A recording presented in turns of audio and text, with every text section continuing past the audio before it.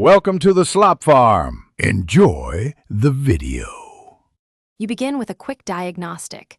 Make sure the iPhone has at least 20% battery and is on a stable Wi-Fi network.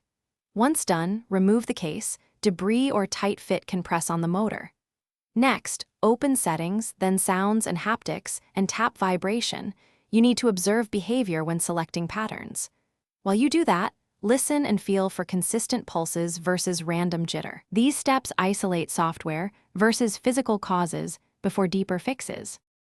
Now focus on software. Toggle system haptics and individual vibration patterns off and on to see if the motor responds differently. If toggles change behavior, update iOS to the latest version after backing up to iCloud or a computer. Software patches often fix firmware-level motor issues. Restart the phone to clear temporary glitches.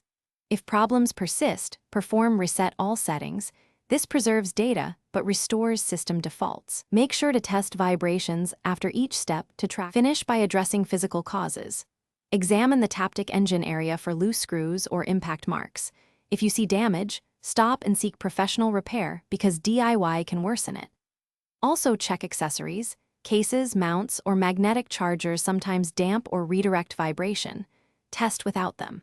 If after all steps the vibration is weird or inconsistent, contact Apple support or a certified repair shop and request a diagnostic report. Troubleshooting tip.